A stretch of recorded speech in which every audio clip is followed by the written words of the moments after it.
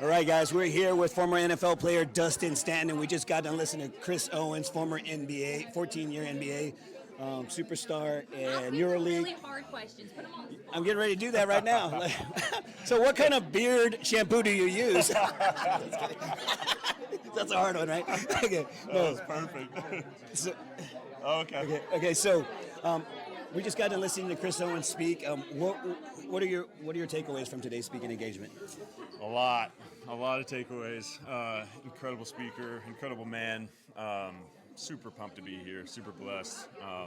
Awesome family atmosphere. But Chris is a man of wisdom, and I pulled so much from it. The biggest thing for me, spoke to my heart, is this idea of letting go of these obstacles that seem to be in our way, and letting go and really giving God the platform, God the glory, to work through you so that you can come out on the other side. He talked about fear of heights being his obstacle and jumping out of a plane, to get through that, and that story was super inspiring because it's like, what are you holding on to? Right? What is that thing in your life that you're holding on to that is keeping you from really realizing your full potential? And letting go and giving up some of that control, and this illusion of control that we think we have, and letting go and giving it to God. It was interesting that you mentioned that when he had fear of heights and he got on the plane and took skydiving, right? And he let go of his fear and he was able to see the magnificent experience he was about to go through. When you think of you two being former professional athletes and coaching, like high school coaches as well, right? Yep. We had a conversation beforehand about today's youth. What are some of the 2 or 3 things that you think that you see that are really positive about the experience of coaching kids, and a couple of things that need to be worked on with high school teenagers? From a positive aspect, it's amazing to see. It's amazing to see growth and maturity with passion. There's a lot of kids. I'm coaching high school age kids, and you can see it in their eyes, like that switch. That switch that they go through of, this isn't coaching football. Like we talk about all the time how it's not about football. Like football is the thing that we're doing, but it's the conduit to really everything in life. How you do anything is how you do everything. And so it's like once they make that connection of, how I show up today, like a Tuesday practice is how I'm going to show up in everything that I do the rest of my life. So seeing that switch is a huge positive. It's really refreshing, and it fills me with a lot of joy. The negative aspect is kind of the opposite of that. It's like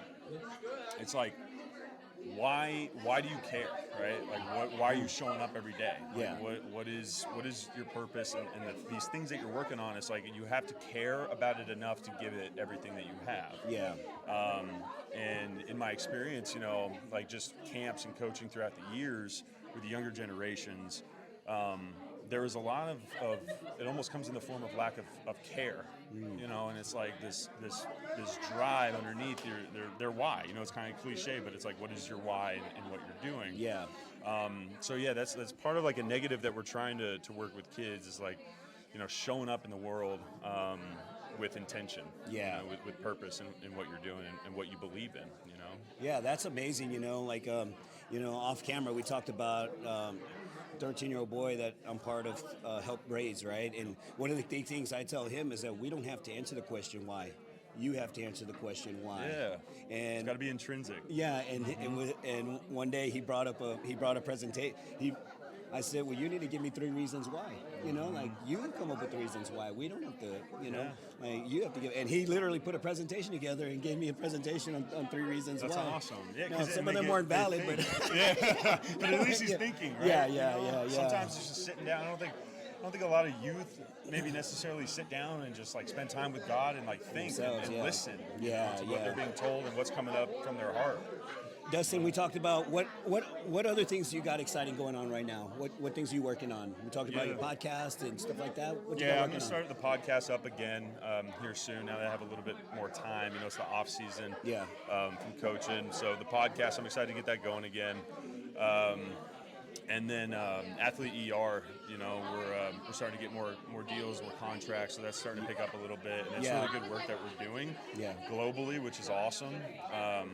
But yeah, just helping athletes specifically find their full potential in their life, and we're starting kind of with their mind and their heart, and that translates to on the field and on the court. So excited about that. But yeah, just living life and enjoying it, and trusting the process. Yeah, with what God has. It's been wonderful to see your, you in the community getting engaged with different types of organizations, and it's always a blessing to see you transcending that experience, man. And I'm really happy to be your friend. And Same here. good talking to you today. You as well.